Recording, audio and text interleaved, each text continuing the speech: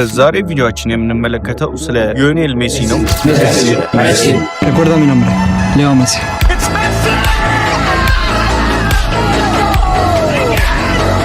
ይሄ ሰው ዛሬ የዓለማችን ምርጡ ኳስ ተጫዋች ነው።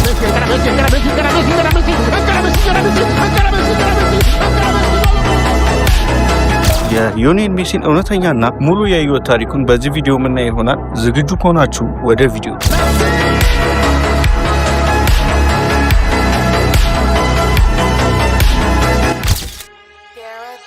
እስቲ ያስቡት፣ በዓለም ላይ ካሉ የሰው ልጆች ሁሉ የላቀ ደረጃ ላይ መድረስ፣ የስኬት ጥገኛው የእግር ኳስ ንጉሥ መሆን። አዎ፣ ዛሬ እርሱ በዓለም ላይ ካሉ ምርጥ ተጫዋቾች ሁሉ በላይ ታላቁ በመባል የሚጠራው ጎት ነው። ነገር ግን ከዓመታት በፊት ይህ ሰው እዚህ ደረጃ ላይ መድረስ ይቅርና ጨርሶ በሕይወት የመኖር ተስፋው ምን ያህል ጠባብ እንደነበር ያውቃሉ? ከሞት አፋፍ እስከ ዓለም ዋንጫ ክብር፣ ከተስፋ መቁረጥ እስከ ታሪክ መስራት፣ ይህ በዓለም ላይ ካሉ ታሪኮች ሁሉ በላይ ልብን የሚነካውና የሚያነሳሳው የሊዮኔል ሜሲ እውነተኛ ሕይወት ታሪክ ነው።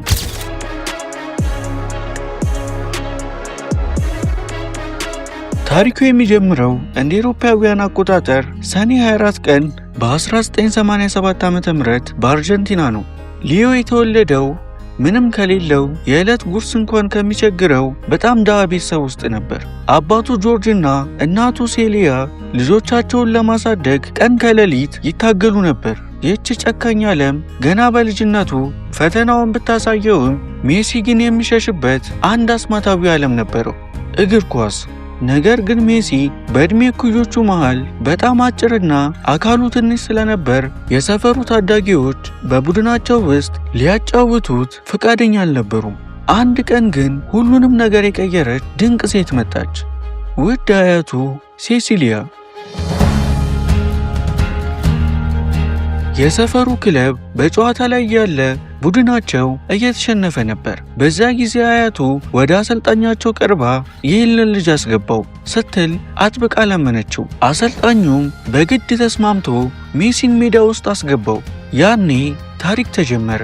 ሜሲ ሜዳውን በአስማቷ አናወጠው። አያቱ ሴሊያም የልጁን ልዩ ተሰጥኦ ተመልክታ ቤተሰቦቹ ካላቸው ጥቂት ሳንቲም ላይ ቆጥበው የመጀመሪያውን የእግር ኳስ ጫማ እንዲገዙለት አደረገች። በ11 ዓመቱ ሜሲ የአርጀንቲናው ኒውዌስ ኦልድ ቦይስ ክለብን ተቀላቀለ።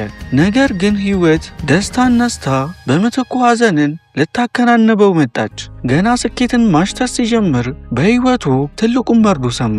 እጅግ በጣም የሚወዳትና ያመነችበት አያቱ ሴሊያ ከዚህ ዓለም በሞት ተለየች። ይህ ሐዘን ሜሲን ክፉኛ ሰበረው።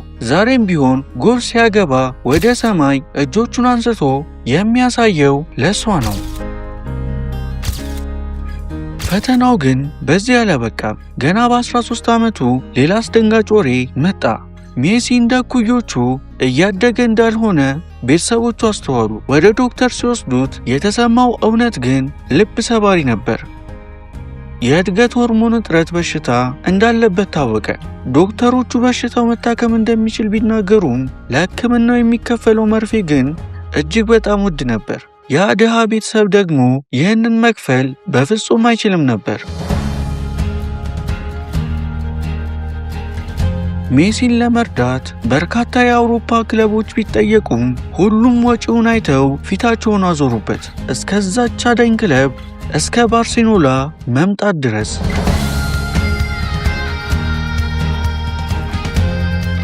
ባርሴሎናዎች በልጁ ልዩ ችሎታ ተደመሙ። እኛ ሕክምናውን ሙሉ በሙሉ እንችላለን፣ አንተ ግን ወደ ላማሲያ አካዳሚያችን መጥተህ መፈረም አለብህ አሉት። ይህ ውሳኔ ሜሲን ሕይወቱን ብቻ ሳይሆን ዓለምን ቀየረ። ሜሲ ሻንጣውን ጠቅልሎ ወደ ስፔን ከመብረሩ በፊት ግን አንድ ሰው ሊሰናበተው ሄደ። የሕይወቱ ዘላለማዊ ፍቅር አንቶኔላ ሮኩዞን። ገና በልጅነቱ አይቷት እጮኛው እንደምትሆን ቃል ገብቶላት ነበር።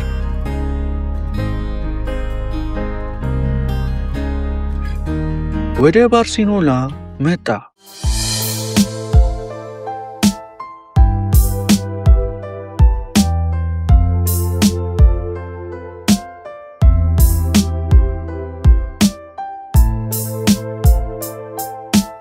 በ2003 ዓመተ ምህረት ገና በ16 ዓመቱ ለመጀመሪያ ጊዜ የባርሴሎናን መለያ ለብሶ ለዓለም ተዋወቀ።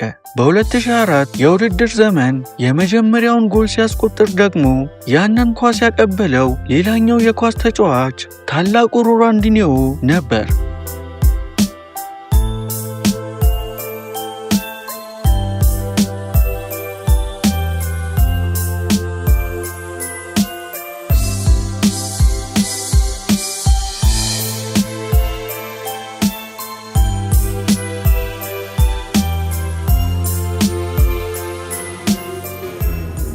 ሮናልዲኒዮ ለሜሲ እንደ ታላቅ ወንድም እና መካሪ ሆነው፣ በኋላም ግን ታላቁ አሰልጣኝ ፔፕ ጋርዲዮላ ሁሉንም ነገር ለወጠው። የሮናልዲኒዮ 10 ቁጥር ማሊያ ለሜሲ ተሰጠው። ሜሲ የቡድኑን ብርት ሆነ። ውጤቱ ምን ሆነ መሰላችሁ? ባርሴሎና በአንድ የውድድር ዘመን የሶስትዮሽ ዋንጫን በታሪክ ለመጀመሪያ ጊዜ በላ።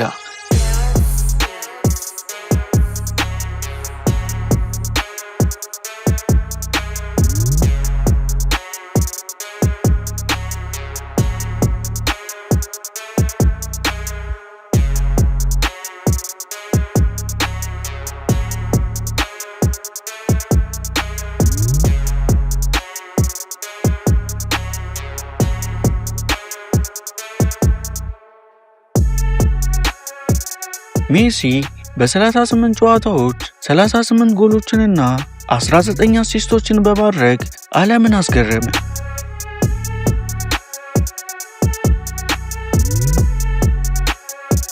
በ2009 ዓ.ም የመጀመሪያውን ባላንዶር ወይንም የዓለማችን ምርጥ ተጫዋቹ ተብሎ ሽልማትን አሸነፈ።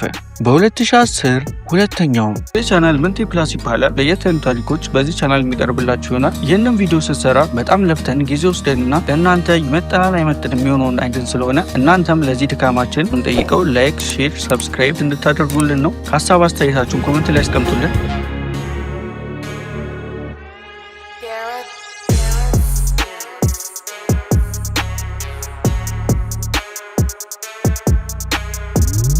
በ2011 ሶስተኛው ባላንዶር በተከታታይ በላ።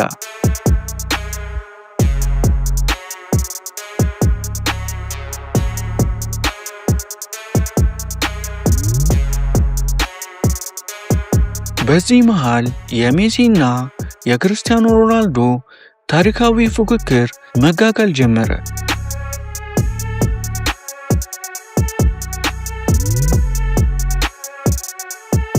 ሶስት በላ፣ አራተኛውን መብላት ይችላል ተባለ። በፍጹም አይችልም አሉ። ግን እሱ ሜሲ ነው። በ2012 ዓመተ ምህረት በአንድ የካላንደር ዓመት ብቻ 91 ጎሎችን በማስቆጠር የጀርመኑን ጌርድ ሙለርን ታሪካዊ ሪከርድ ሰባበረ። ይህ በዓለም እግር ኳስ ታሪክ ውስጥ የማይደገም ተአምር ነበር።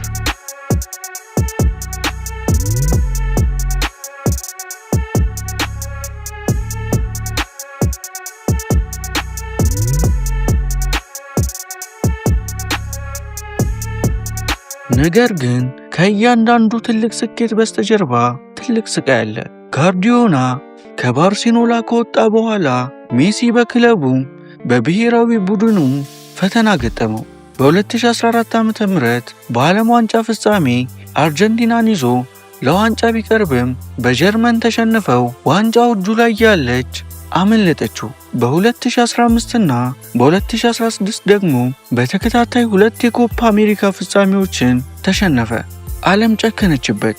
እርሱ ለሀገሩ ምንም አይረባም፣ ማራዶናን አይደርስም እያሉ ይወርፉት ጀመር። በባርሴሎናም በአውሮፓ ሻምፒዮንም ሊግ ተከታታይ አስከፊ ሽንፈቶች ደረሱበት። የልጅነት ጣዖቱ ማራዶናም በዚህ መሃል አረፈ። ሜሲ የጨለማ ዘመን ውስጥ የገባ ይመስል ነበር።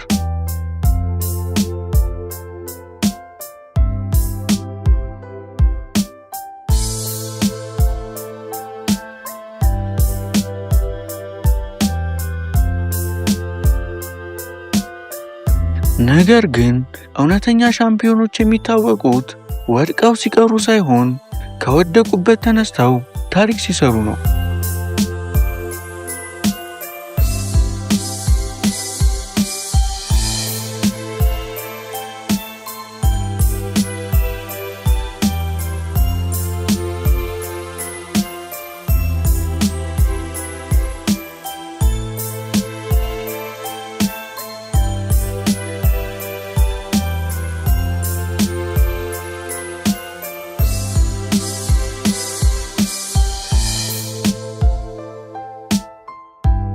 በ2021 ዓ.ም ከ28 ዓመት ረጅም ጥበቃ በኋላ ሜሲ አርጀንቲናን መርቶ የኮፓ አሜሪካን ዋንጫን በብራዚል ምድር ላይ አነሳ። መላው አርጀንቲና በእንባ ታጠበች። ደስታውም ግን ብዙ አልቆየም። በዚያው ዓመት ነሐሴ ወር ላይ ባርሴሎና በገጠመው የገንዘብ ቀውስ ምክንያት የሜሲን ደሞዝ መክፈል እንደማይችል አወጀ።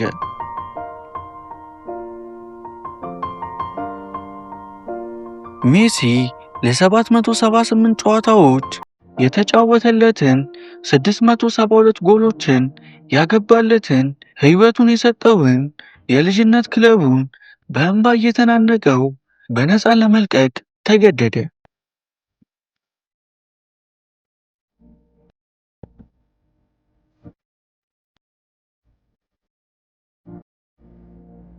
ወደ ፒኤስጂ አቀና። እናም የመጨረሻው ምዕራፍ ደረሰ። የ2022 የኳታር ዓለም ዋንጫ። ሜሲ ይህ የመጨረሻው የዓለም ዋንጫ መሆኑን በይፋ ተናገረ። መላው የቡድኑ አባላት ለሜሲ ስንል ዋንጫውን እናመጣለን ብለው ተማማሉ። ያቺ ታሪካዊ ምሽት በዓለም እግር ኳስ ታሪክ ታይቶ የማይታወቅ አስደናቂና አስፈሪ የፍጻሜ ዋንጫ ከፈረንሳይ ጋር ተደረገ። ጨዋታው 3-3 ተጠናቀቀ። ወደ መለያ ምት አመራ። እናም አርጀንቲና የዓለም ሻምፒዮን ሆነች። ሜሲ አደረገው። ከአያቱ ፊት ጀምሮ ከድህነት፣ ከበሽታ፣ ከስደት፣ ከነቀፌታ ተነስቶ በመጨረሻም የዓለም ንጉሥ ሆነ።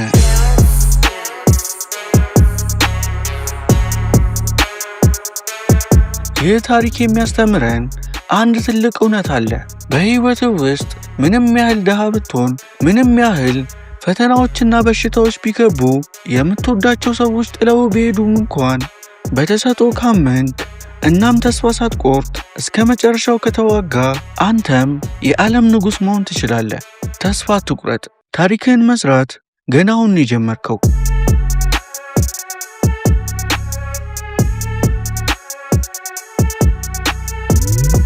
ይህ ቻናል ምንቴ ፕላስ ይባላል። ለየት ያሉ ታሪኮች በዚህ ቻናል የሚቀርብላችሁ ይሆናል። ይህንን ቪዲዮ ስትሰራ በጣም ለፍተን ጊዜ ወስደንና ለእናንተ ይመጥናል አይመጥንም የሚሆነውን አይደን ስለሆነ እናንተም ለዚህ ድካማችን እንጠይቀው ላይክ፣ ሼር፣ ሰብስክራይብ እንድታደርጉልን ነው። ሀሳብ አስተያየታችሁን ኮሜንት ላይ አስቀምጡልን።